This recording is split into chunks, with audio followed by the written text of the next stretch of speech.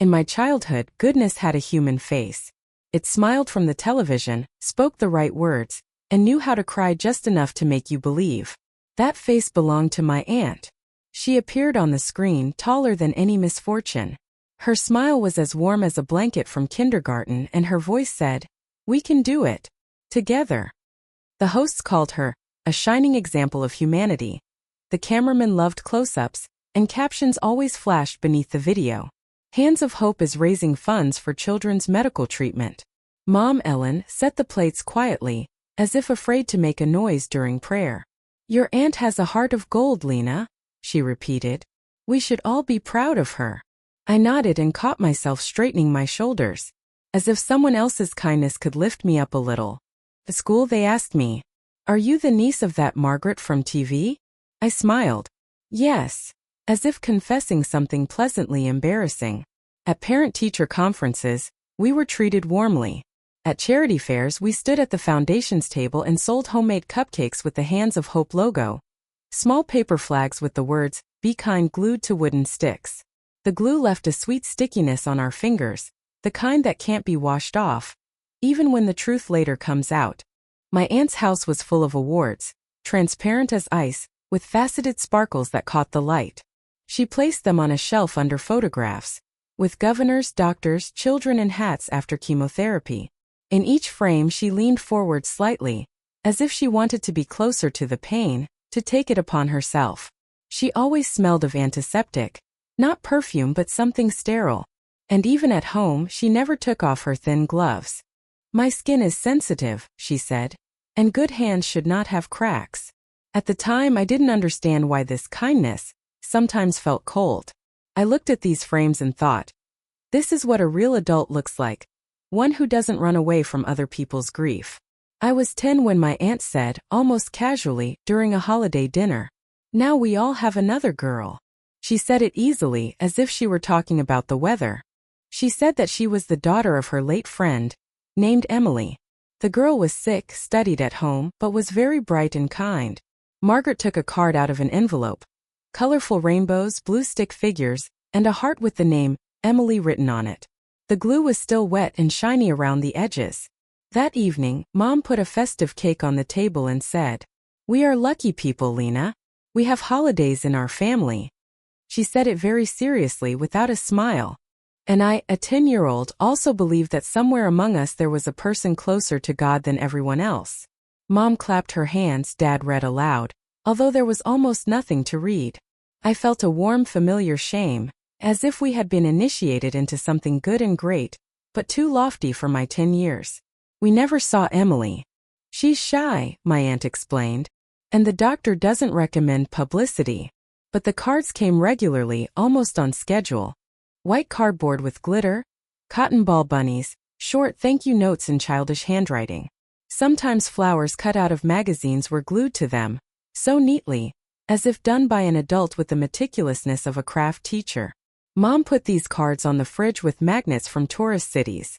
And it seemed that the magnets were holding not just paper, but a whole story that must be true. Sometimes I noticed small details. For example, that the letter M in Margaret's signature on the postcards resembled the same M in the word Mom in the child's signature. Tall, jagged like a small fence. But then it seemed like a funny coincidence. When you believe, small oddities seem cute, not disturbing. A year later my aunt moved to another state. "The foundation is growing, we have to be where the needs are greatest," she explained. We stayed in touch by phone. On holidays we video called. The screen was black, the camera was off. Wave to your aunt," my aunt would say. In response there was a rustle, a short hi, and a quiet laugh from somewhere in the distance. "She's shy," Margaret joked. "Everything is quiet here." After the move everything fell into place. The foundation press releases, photos with ribbons and checks. Aunt comments for morning shows. We likes, reposts, charity dinners on site. Margaret often repeated, "Good deeds don't need applause, but applause raises money." And we nodded because it sounded wise. Every few months, packages with the foundation's logo would arrive. T-shirts, Be Kind Louder bracelets, heart-shaped pins. Each one had a note from Emily. "Thank you for supporting Mommy. I'm learning to draw cats. It's raining today. I read these short lines and imagined her. A thin girl sitting by the window with a cup of tea. There were no photos. Mom explained, "Not all children like cameras, and it's good that at least something in the world remains private." Her voice became soft, a little hazy. "That's how you talk about something you have less of than you would like." I grew up inside this gentle legend, like a houseplant under the right lamps. At school we wrote essays about an inspiring person, and I always chose my aunt. She would appear on screens giving speeches and a calm warmth would come over me. If someone like that was close to our family, then everything would be fine with us. I didn't think about how easy it is to feel fine when someone else is in control of the picture. The first warnings came quietly. Once during a phone call my aunt said, "Em likes to write with her left hand with a slight twist," and smiled. But in the last postcard, the word Emily was written on the right, evenly without any twist.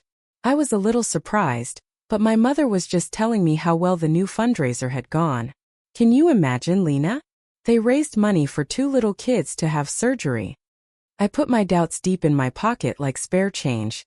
Handy to have but better not to spend. Myths are not born loudly. They grow quietly under convenient explanations. In our case, these were childish shyness, respect for privacy, and the main thing is to help, not to show off. I believed it. I wanted to believe it. And I probably would have continued to believe it, if not for one evening in a large hall with crystal chandeliers, where goodness smelled of perfume and champagne. A face appeared on the screen behind my aunt for the first time. Beneath it, the words Emily Gale glowed in gold letters. At the time, I didn't know that I was looking not at a person but at a stock photo, and that this frame would shatter everything I had lived for. The Regency Hall was so bright that it made my eyes squint. The glass chandeliers resembled upside-down crystal roses, and waiters glided smoothly between them with champagne, as if they were part of a grand backdrop to my aunt's life. It was the annual Hands of Hope charity ball, her greatest triumph. A banner hung on the stage with the words "Kindness is our legacy," in gold letters, next to a large screen displaying photographs of smiling children in hospital gowns. Mom squeezed my hand. "Look, Lena. There's your aunt. What a bright person she is." Margaret stood under the spotlights in an ivory dress, microphone in hand. Her voice was, as always, warm and balanced, the kind that envelopes you like a blanket. She thanked her partners, volunteers, families, everyone. Then she paused briefly, as if before a prayer, and said, "Today I want to talk about my daughter. About my brave, strong Emily." The room fell silent. "My child is battling a rare form of blood cancer," she continued. "But she smiles even in her hospital bed to remind us that kindness is also a cure." Someone dropped a napkin, someone's shoulders trembled. Cameras flashed. People wiped their eyes. A photo of the girl appeared on the screen. A thin face, pale skin, light hair, a big smile. Caption: Emily Hale, age 12. Even I felt my chest tighten with pity. And only somewhere deep down, beneath the wave of sympathy, something quiet and sharp flashed. But I pushed that thought away.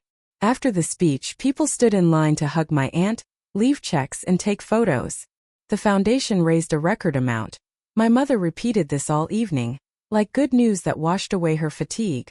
And on the way home, I wondered for the first time, why did Emily's face seem familiar to me? Later that night, lying with my phone in my hands, I opened the foundation's Instagram. The post had already exploded thousands of hearts, comments with prayers, words like strength, faith, and inspiration. And there it was, the same photo. The light in her eyes, the thin chain around her neck, even the background. A hospital room with the blurred inscription Children's Oncology. I touched the screen, enlarged the image, and a chill ran through my stomach. I had seen this before. My hands became sticky, as if I were holding something icy. My heart was beating so loudly that I was afraid my mother would hear it. The screen lit up with a face I had already seen. And the world in which everything made sense suddenly cracked, quietly but irrevocably. A week ago, when I was doing a school project on media ethics, I used free stock photos. And among them was this very face. A girl smiling despite the captioned "Smiling child in hospital bed." I opened that website. There it was, the same photo. The author's name, the date of publication, dozens of copies on various charity pages. But now this image had a different name. Emily Hale, daughter of Margaret Gale. I was overcome by a strange feeling. Not fear, not curiosity. More like cold surprise. Probably a symbolic photo, I told myself. Foundations often put images for illustration. But then why was there a name? And why Gale? I stared at the screen for a long time trying to find the logic. And I couldn't find any. The next day I tried asking my mother. She was washing the dishes, carefully stacking the plates on top of each other, as if building a tower of memories. "Mom," I said, "did we ever meet Emily? I mean, in person?" Mom's hands froze in the water. "Lena," she said quietly without turning around, "you know Margaret doesn't like people meddling in her affairs." "I'm just curious," I replied, but even to myself it sounded like an excuse. Mom took a deep breath as if gathering her thoughts. She has a difficult life. Imagine what it's like to help others while raising a sick child. Don't look for darkness where there is none. The water continued to flow. The light from the chandelier reflected on the plate, a crystal flower, like the ones hanging in the hotel lobby. I didn't say anything, just nodded. But that night I couldn't fall asleep for a long time. My aunt's words kept spinning in my head. Goodness is also a cure. But what if this cure was not the truth but a fiction? I tossed and turned, listening to the clock ticking in the hallway, and for the first time in my life I thought, maybe someone can be too good to be true. Half an hour passed. Mom quietly opened the door. "Are you awake?" she whispered. "I'm trying," I replied. She stopped at the threshold, her shadow on the floor dividing the room in half. "Mom, what if yesterday's photo is a stock photo? I found a very similar one." Mom pressed her lips together without looking up. "Lena, don't jump to conclusions based on pictures. Meg wouldn't lie," she said, adding more quietly. "She just knows how to make people believe her, even when she doesn't need to." She ran her hand over the door as if she wanted to close it, and the topic too. "Be careful," she said from the hallway. "Some people don't forgive doubts." She turned off the light in the kitchen but left the TV on. My aunt was on the screen again, smiling warm, perfect. And I realized that even the darkness in our house obeyed her voice, not mine. Sometimes doubt sounds like a quiet bell in your head, insistent and unbearably logical. In the morning I opened my laptop. On the screen was the familiar Hands of Hope screensaver, my aunt's quote about "the world we heal with kindness," and below it, the same posts about Emily. I took a screenshot, opened an image search and pasted the photo. In a second Google returned dozens of matches. The same face, the same necklace, the same eyes, only under different names. Hospital child smiling, Hope patient stock royalty-free photo. I scrolled through the pages until my fingers went numb. All the news about Emily was only on her aunt's foundation's resources or her media partners' websites. Not a single independent mention. Not a single live source. Only copies of itself. I closed my laptop and sat in silence for a few minutes, feeling my thoughts mingle with guilt. What if I'm looking in the wrong place? What if Emily is real and the photo is just symbolic? Even if that's the case, why is there a name? And why Gale? That evening, I wrote to my aunt. "How is Emily feeling? I want to send a letter or a gift." The reply came almost immediately. "Thank you, Lena, but she is too weak. Better to send good thoughts. They are more than any gift." Again, that tone that leaves no room for questions. The tone of someone who is always right. A few hours after that message, I heard a sound at the door, as if someone had left something and walked away. An envelope with no return address. Inside, a sheet of paper with no text, just a photo. My childhood face next to my aunt at some charity event. On the back, written in black pen, "Don't dig up what's already buried." I continued digging, but without asking unnecessary questions. In the archives of the local newspaper, I found a short note from 5 years ago. St. Mark's Parish had established a scholarship in honor of Amelia Gale. In the hospital's blog from the same spring, there was a page in memory of Amelia G. The dates were long before the foundation's first posts about Emily. I saved the screenshots in a folder with a simple name. Not coincidences. We met by chance in the library between the shelves of bound newspapers. The guy at the table, surrounded by clippings, muttered into a dictaphone. Goodness is also a currency. Sometimes the most expensive one. The phrase caught my attention. I stopped and he looked up. Are you researching someone in particular? He asked. You could say that. My aunt. Oh, he smiled. Should I congratulate you or sympathize? I don't know yet. We started talking. When I mentioned the name Margaret Gale, he perked up. That's the one from Hands of Hope, right? On paper it looks clean. But my colleague and I looked at the financial statements. Some of the amounts are strange. Do you really think there's something fishy going on? I asked. I have a rule, Ben said. If someone talks too brightly about good, I look to see where the light is coming from. He promised to help check the foundation's documents if I could get something internal. I agreed. Inside, everything tightened. Part of me still wanted to believe that it was just a misunderstanding. Ben laid out a table in front of me. Dates of grants, press releases, publications. The first mentions of Emily's daughter appeared a few months after the foundation received a large government grant to help families affected by childhood cancer. Coincidence? I looked up. Maybe. But I don't like coincidences like that, he replied. We went through the documents. The reports contained signatures that were suspiciously similar, even among different parents. The photo gallery had the same background and lighting. It was as if the children had been photographed not in a hospital, but in a studio on the same day. Ben sighed. This is either a forgery or genius PR. Sometimes the difference between them is only in the form of the report.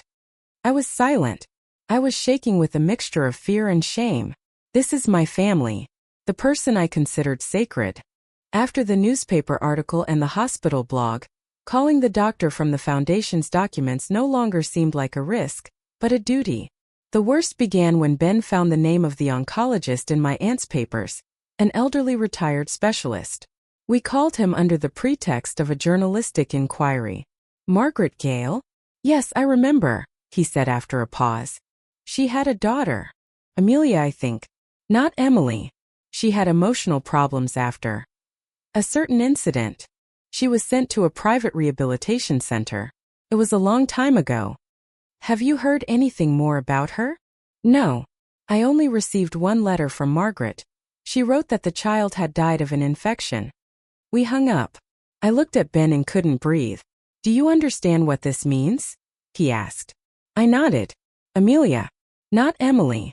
If all this is true, Ben said, she wasn't just lying. She was creating gods out of her own name. And we were her apostles, I replied. And I felt both funny and hurt at the same time. Something clicked inside me, like a lock that had held for a long time and then broke under its own weight.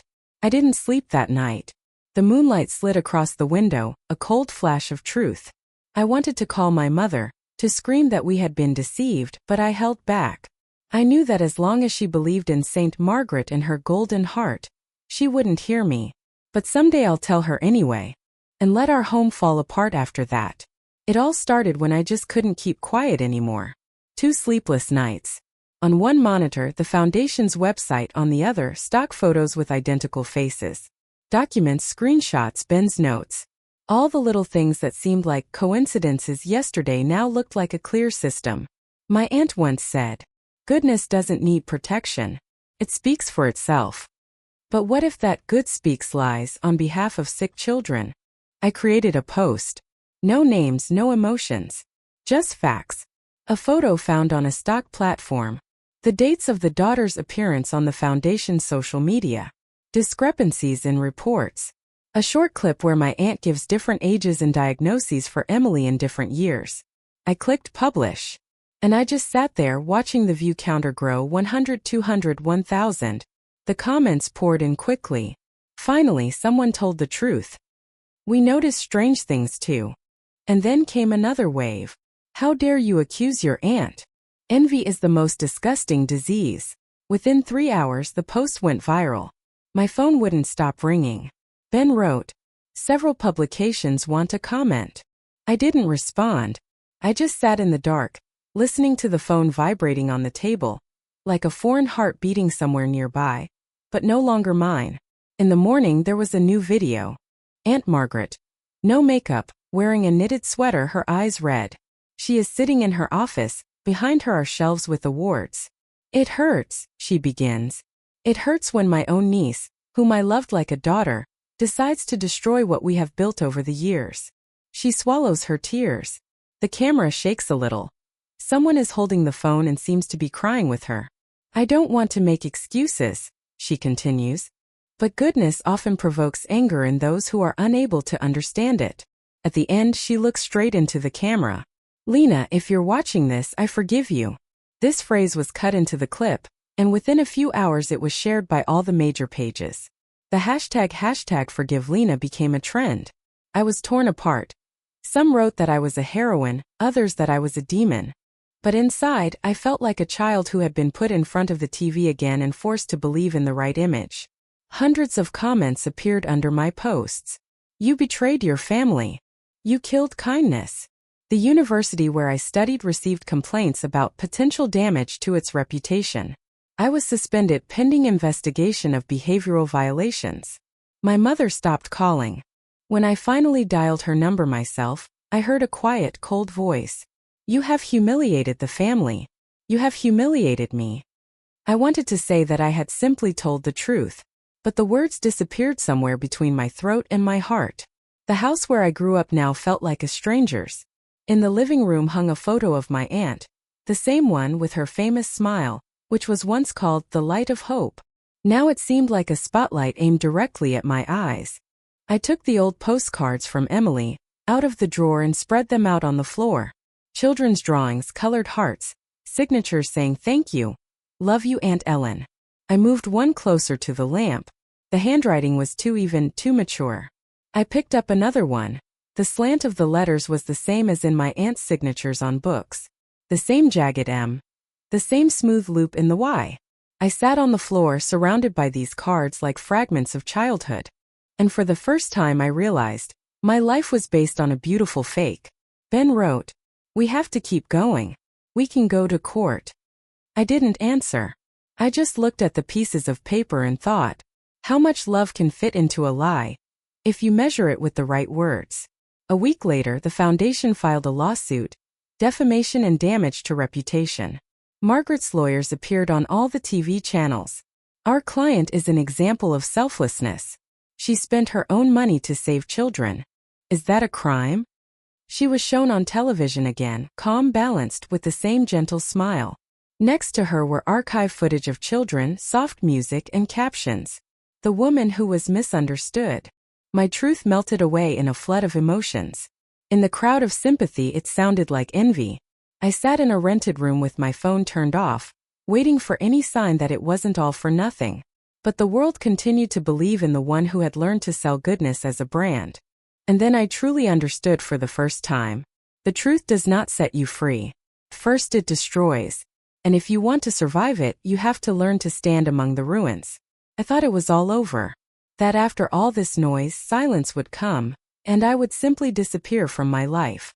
But the internet, as it turns out, doesn't just kill, sometimes it revives. A few days after the viral post, when I had already stopped opening messages, new letters began to appear in the requests folder. Not from trolls. Not from my aunt's fans. From people whom her foundation had once helped. The first to write was a woman from Minnesota. They promised to help my son after his surgery. They used his photo in their campaign, but we didn't get a cent. I was afraid to speak up because I signed a media confidentiality agreement. Thank you for speaking up.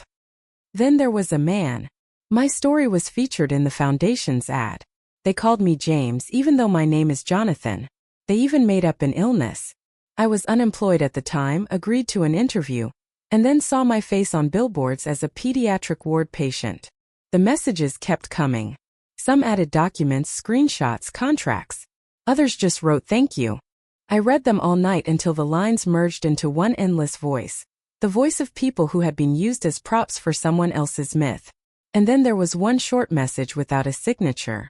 There is no patient named Emily Hale in the database of the clinic where, according to Margaret, her daughter was treated. I have been working there as a nurse for over 10 years. This was what was missing, a real witness, a real fact. I forwarded everything to Ben. The reply came almost immediately. This is it. We have their crack. Now we have to strike precisely. The trial began 3 months later. The courtroom was lit up with cameras, journalists, bloggers, and curious onlookers. I sat next to the lawyer, feeling dozens of lenses gliding over me. Margaret was across from me. Dark blue suit, cross around her neck, calm smile. The same one that once raised millions. The foundation's lawyer spoke first. Our client has dedicated his life to helping those in need. If there were inaccuracies in the documents, it was a mistake made by subordinates, not a crime. Familiar images flashed across the screen. The same stock photos labeled true stories. When my name was called, the room fell silent. The spotlight shone directly into my eyes and I thought, now I'm in her role. She once stood under the same cameras and people believed her. And now everyone is waiting to see if I will cry as beautifully as she did. Ms. Lena Clark, said the judge, do you have anything to add? I stood up. My voice trembled, but my words were firm. I will add only one thing. Goodness based on lies is not goodness. It is manipulation of human pain. The prosecutor presented evidence. Fake signatures, emails, children's postcards written in the same hand. It turned out that the foundation was raising funds for the treatment of non-existent children and transferring part of the money to PR and administrative needs. When the total amount was announced, someone in the courtroom quietly whistled. After 3 weeks of hearings, the court found the foundation guilty of improper conduct of charitable activities. At first, the prosecutor's office classified the case as fraud, but then dropped some of the charges. There was insufficient evidence of personal enrichment. The money passed through a chain of accounts and returned under the guise of partnership agreements. Donors refused to testify, citing confidentiality. It all looked dirty, but not enough to send anyone to prison. Not fraud, just administrative violations. A fine. A suspended sentence. Public apology. My aunt left the court wearing dark glasses. Journalists surrounded her, microphones flashing. She said to the camera, I'm not a saint, but I have always done good. If that is a crime, let heaven judge me. This phrase was repeated in all the news. TV shows argued. Can you punish a person who did good, even if they made mistakes? The Hands of Hope Foundation was closed, but the image of the woman who was misunderstood remained. After the verdict was announced, no one in the courtroom applauded. Cameras clicked, journalists left, and I stood alone among the benches that smelled of dust and old wood. And I thought, maybe no one likes the truth not because it hurts but because it doesn't make for good TV. My mother called a week after the verdict. Her voice was tired but softer. I don't know how to treat her now, Lena. It's all like a dream. It's not a dream, Mom, I said. It's the truth. It's just that no one wants to wake up. I thought I would feel relief, but instead I felt emptiness. The truth did not bring victory. It left ashes where my family once was. My aunt didn't go to prison. She wasn't disgraced. She remained in the media as a martyr of kindness. And I was the traitorous niece. But still I knew. The world didn't punish her, but now at least a few people know they are not alone. Those she had used wrote to me, thanked me, offered help. And for the first time in many months I felt not fear, but the beginning of something new. Something like dignity. Sometimes justice doesn't look like a sentence. Sometimes it just sounds like your own voice. And I finally started speaking it out loud. After the trial, the world simply moved on. Another news story, another scandal, another hero. Margaret disappeared from the screens, but her face still appeared in late-night reruns. Old interviews in which she talked about a world without pain. I caught these clips by accident and turned off the sound every time. I lived in a small apartment with windows overlooking the river. In the morning, the water reflected the sun directly onto the wall, and it became my ritual. Coffee in my hands, gaze on the light. Even murky water clears up over time. For a long time, I didn't know what to do next. Everything I knew about kindness was destroyed. But at the same time, it was because of her that I saw how many people remain invisible while someone else speaks for them. That's when I created the Real Voices website. A simple platform. No fancy banners, no mournful music. A place where people could tell their stories. No filters. No editorial sensitivity for a sensitive audience. The first story was a letter from that woman from Minnesota. With her permission. Then a couple more appeared, then dozens. We worked at night. Me, Ben, and a few volunteers who had also lost faith in big foundations. We checked the facts, cleared up rumors, and left only the truth, even if it sounded ugly. A month later, a small online newspaper wrote an article about us. Real Voices. Stories without kindness managers. I didn't need any more fame. I just wanted someone reading these texts to see real people, not shiny faces from stock photos. A year after the trial, I received an email with no subject line. The sender, Amelia Gale. First, I thought it was trolling, but I opened it. I saw your video. Thank you for telling the truth. I am the one she once called her daughter. Not Emily, but Amelia. After that incident, I was sent to a rehabilitation center. She said I was sick, that I had to keep quiet. And I kept quiet. For years. There, they kept telling me that the world would never forgive me. I learned to live without a name. And only now, after seeing your investigation, am I not afraid to say who I am for the first time. After so many years of silence, I am not afraid of my name. I reread that line 5 times. My fingers trembled as I began to type a reply, but I didn't press send. I just sat there staring at the screen. The name Amelia. The one that was once hidden under the fictitious Emily. When I showed the letter to my mother, she cried. My God. We thought she was. She said and couldn't finish.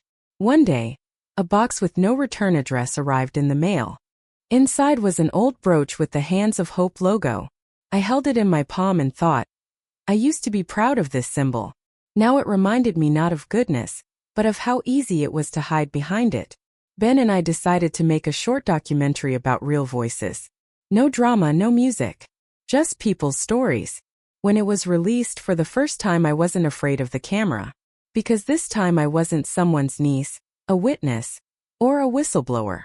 I was just myself. Margaret didn't get in touch after that. Someone wrote that they saw her in a small town in the South, where she was helping out at church. Maybe it's true. Or maybe it's just another legend. I no longer wanted to hunt for her shadow. It was enough to know that now there was at least one voice in the world that she couldn't silence. The voice of her own daughter. Sometimes they say that the truth sets you free, but they forget to add. At first, it makes you lonely, naked, and exhausted. But if you stand your ground, it gives you back something that no lie can create. Authenticity. I don't know what will happen next with my mother, with Ben, with Amelia. Maybe we'll never meet again. But when I open the Real Voices homepage and see dozens of new stories, real, unvarnished, I realize that's enough. So that at least somewhere in this world, goodness no longer needs a mask. And if someone ever asks me why I destroyed my own family, I will simply answer, because true love is not afraid to be without makeup.